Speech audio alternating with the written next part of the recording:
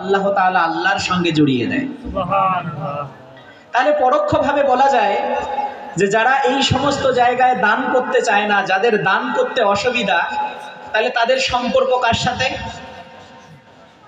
কার সাথে? শুনতে পাচ্ছি না। শয়তানের সাথে।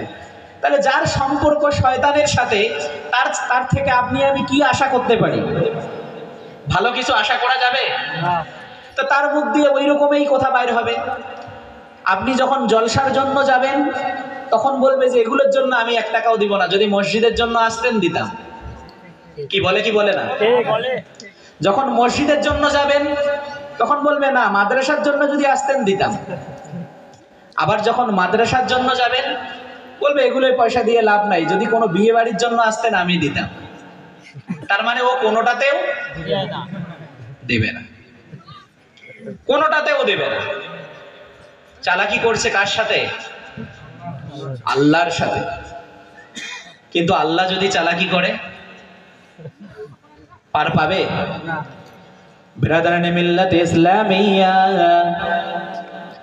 আল্লাহর নবী সাল্লাল্লাহু আলাইহি ওয়াসাল্লাম বলেছেন, কোন মানুষ যদি কোন মাহফিলের উদ্দেশ্য করে, যদি মিলাদ মাহফিলের উদ্দেশ্য করে আল্লাহর রাস্তায় যদি কোনো পয়সা দান করে থাকে, ওই দানের ওসিলা করে আল্লাহ তাআলা ওই মানুষটার কবরের আযাবকে ঠান্ডা করে দেয়। আল্লাহর নবী সাল্লাল্লাহু আলাইহি ওয়াসাল্লাম আবার বললেন, ওই মানুষটা ওই দানের ওসিলা করে কাল কিয়ামতের মাঠে যখন কোনো ছায়া থাকবে না, কাল কিয়ামতের মাঠে যখন কোনো ছায়া থাকবে না, আল্লাহর আরশের ছায়ায় ওই মানুষগুলোকে আল্লাহ জায়গা দান করবে। ওসিলা কি? এইরকম মজলিসে দান করার বদৌলতে। তা আপনি আমি কবরের আযাব মাপ পেতে চাই কি চাই না? কাল কিয়ামতের মাঠে আরশের ছায়া চাই কি চাই না? তাহলে চাইতে গেলে আল্লাহর খাতিরে, নবীর ভালোবাসায় যে মুহূর্তে আপনার কাছে দানের হাত বাড়িয়ে দেওয়া হবে আপনাকে দিতে হবে। কেন? কারণ আল্লাহর নবী সাল্লাল্লাহু আলাইহি ওয়াসাল্লামকে জিজ্ঞাসা করা হলো যে পৃথিবীর মধ্যে কোন দিনটা উত্তম, কোন দিনটা সবথেকে উত্তম?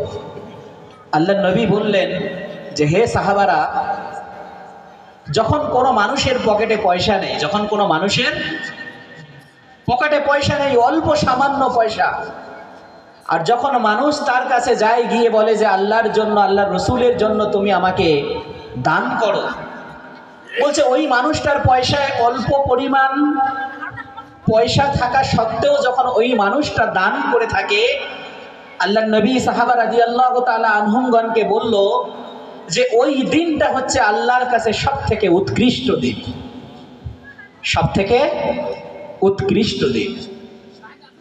তাই বিরাদারানে মিল্লাতে ইসলামিয়া, আপনাকে আমাকে এই মজলিসগুলোকে ভালোবাসতে হবে।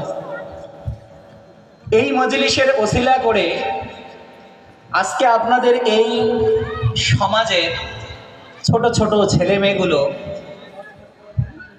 গজল কেরাতে অংশগ্রহণ করেছে কি করেনি? করেছে। তো তাদের মধ্যে কিন্তু একটা আগ্রহ জাগলো,